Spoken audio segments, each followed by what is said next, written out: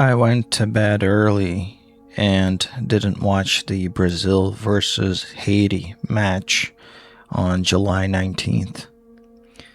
I was fast asleep when my cell phone rang. At the time, I didn't even realize it was the civil defense alert tone, a tone I'd heard a few times before during dangerous, heavy rains.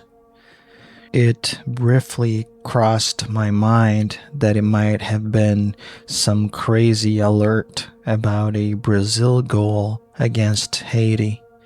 But since it was in the middle of the night and the match was already over, I realized that wasn't it. The message simply read, quote, Misanthropy, unquote. I glanced at it and went back to sleep. My girlfriend got it too, so did my parents and several friends.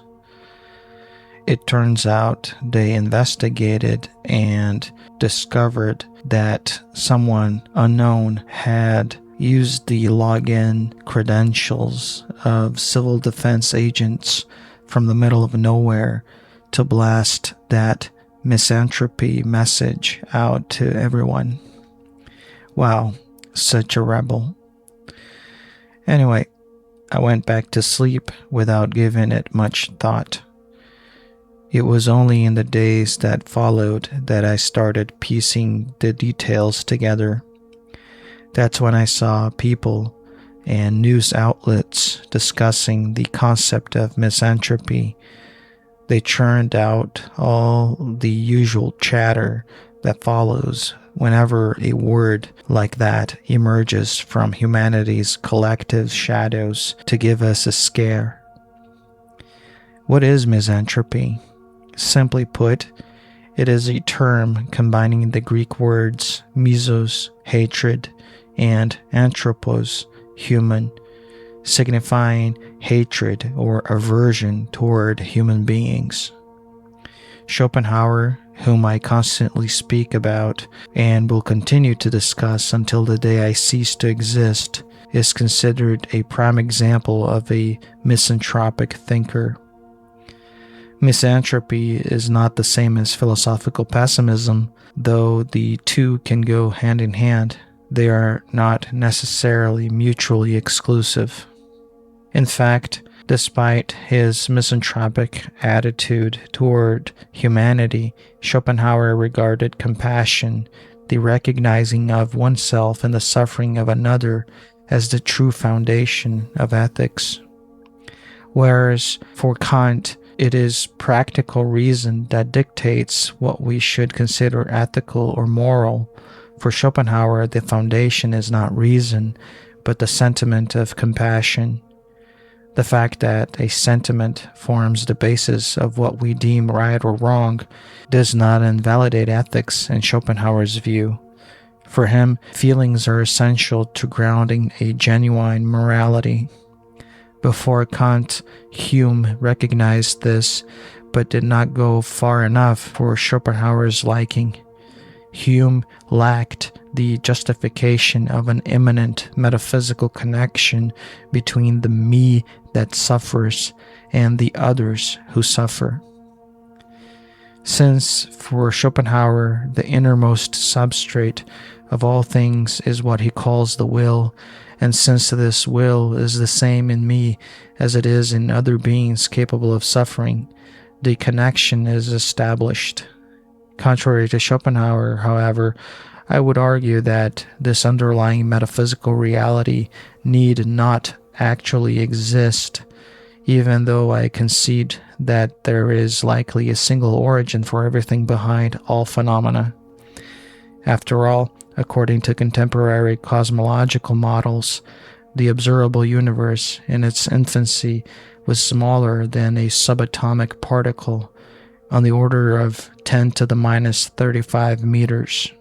Its density approached infinity. This means that the particles that make up your body were once smashed together with the particles of the most distant galaxy the James Webb Space Telescope can photograph.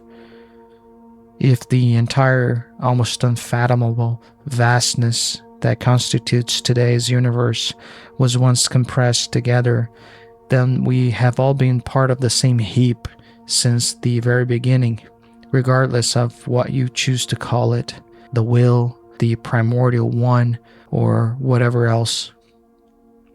Whether we like it or not, we are linked in some way to the victims of the cannibalism, dismemberment, and slaughter that occurs in the world's ghettos.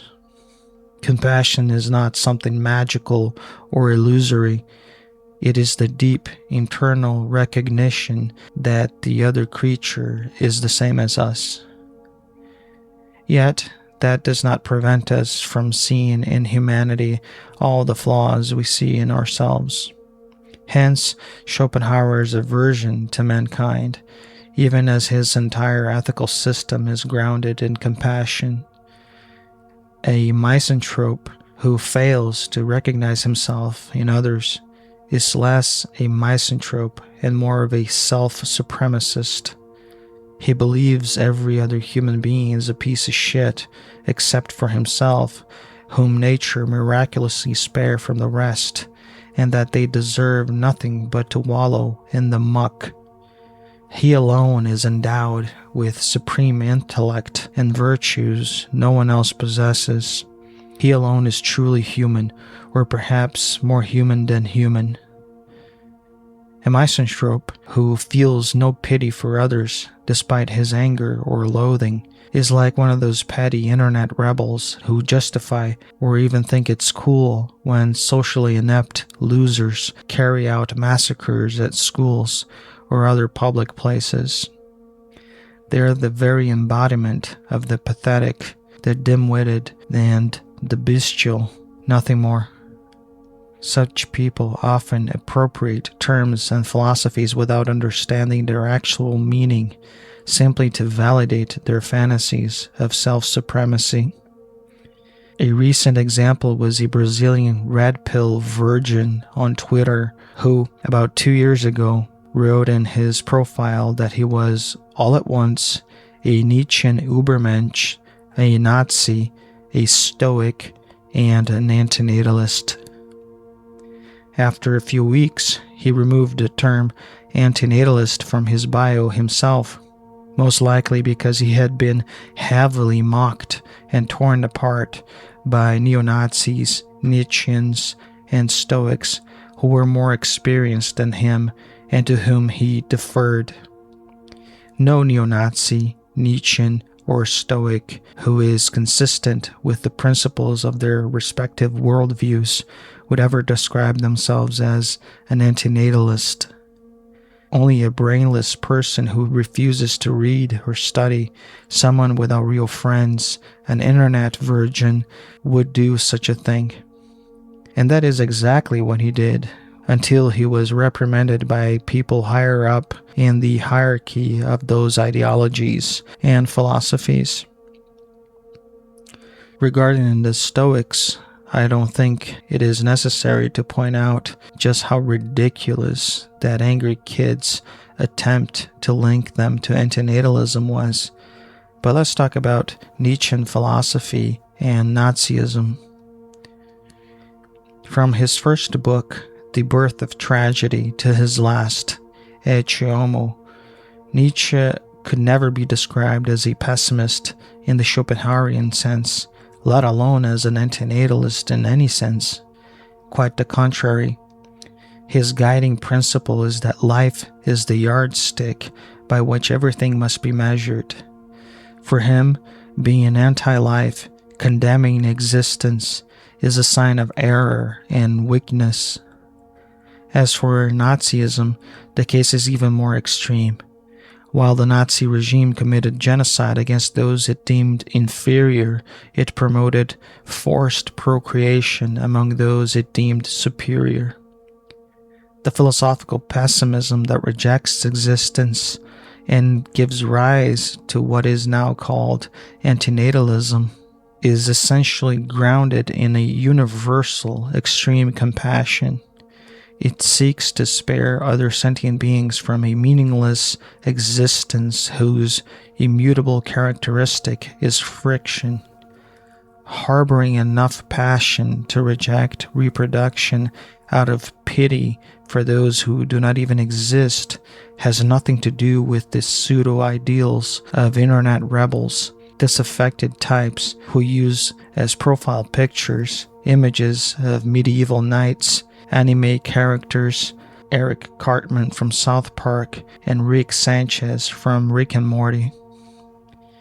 It is not only Schopenhauer who is considered a misanthrope, Cioran is as well, and Cioran himself wrote the following in his notebooks, quote, "Given what I know and what I feel, I could not have brought someone into the world without falling into total contradiction with myself, without being intellectually dishonest, and without committing a moral crime."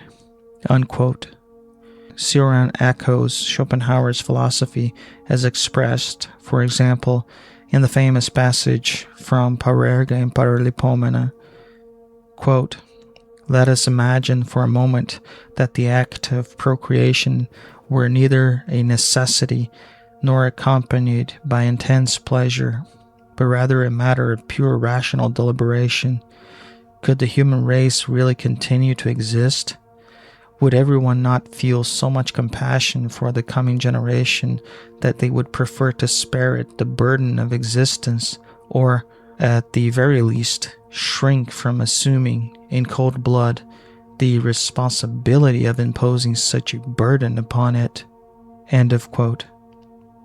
As for the misanthrope who fancies himself an internet Knight Templar and loves to shock others, he hates himself just as he hates others. When he hurts others, whether by hurling insults or inciting massacres, he hurts himself. He devours his own flesh, yet, being a fool, he fails to realize it. They live to hate. They possess a wretched character in the Schopenhauerian sense. They are wicked and vile, people whom Christ, the embodiment of pure selflessness and compassion, would have despised. Christ was nothing like the ridiculous Crusader king figure those types pretend to believe in and follow, while plastering Christ as King and Deus Vult all over their social media profiles. Incidentally, another absurdity among these repulsive people is their attempt to combine Nietzsche with European Christian supremacism. Nietzsche would be pissed if he returned and saw what they had done with his philosophy. And mind you, I am no Nietzschean myself. They fancy themselves as Übermensch, yet they are the exact opposite, weaklings who wouldn't last 30 seconds in a fist fight against a handicapped person who actually lives in the real world, away from online spaces like Discord, Reddit, and 4chan. They are adolescents, even the ones who are already in their 20s.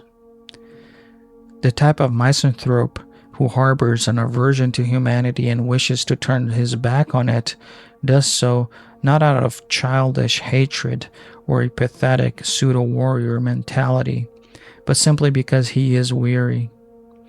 He does not seek to sow further chaos by hurting others. He simply does not wish to live amidst suffering. This explains why the figure in the painting by Peter Bruegel the Elder and in the modified copy of his son, Peter Bruegel the Younger, is depicted as an ascetic, a monk. He longs to escape suffering, but cannot, of course, because suffering is inescapable. The misanthrope in the Bruegel paintings feels aversion. His hatred, if one can call it that, is not active. He is not an incel who would harm others. He's unlike those pseudo-warriors who live chronically online, spouting red pill nonsense and other equally vile drivel. Yet, even this type of misanthropy, which might be described as anthropophobia, fails to bring peace. Those who adopt this attitude, the anthropophobic misanthrope, might delude themselves for a time. However, unless their mind is trained to the point where it is utterly drained of any will to live, they will continue to suffer. The reality is that, while isolating oneself from humanity may offer a certain comfort, it cannot bring total peace, for the damage was already done the moment we were born.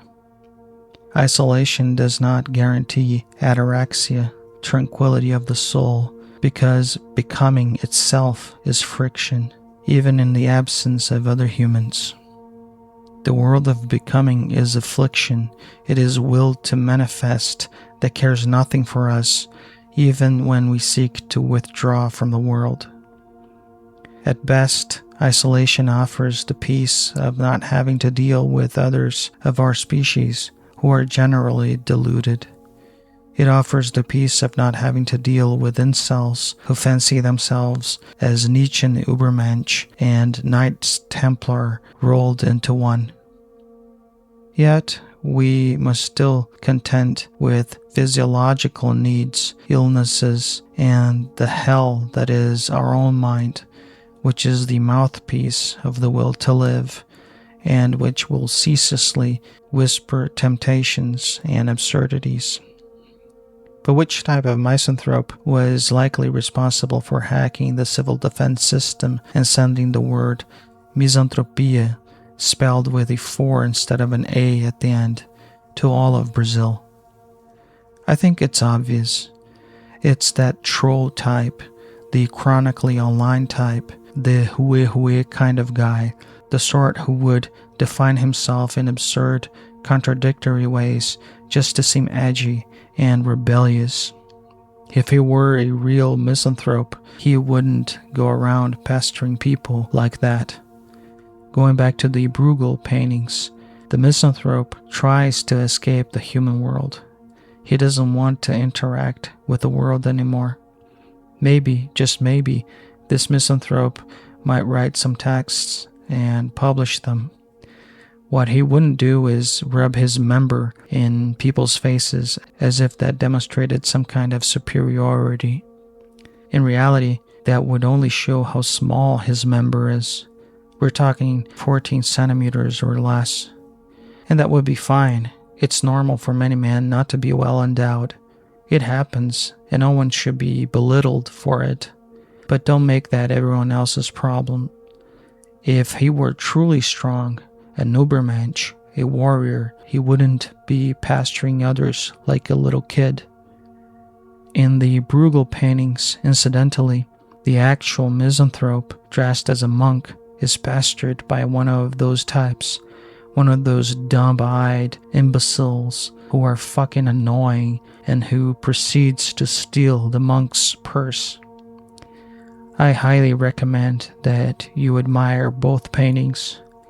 In the version by Bruegel the Younger, the background scene even shows someone about to be executed, further emphasizing the wretchedness of the world.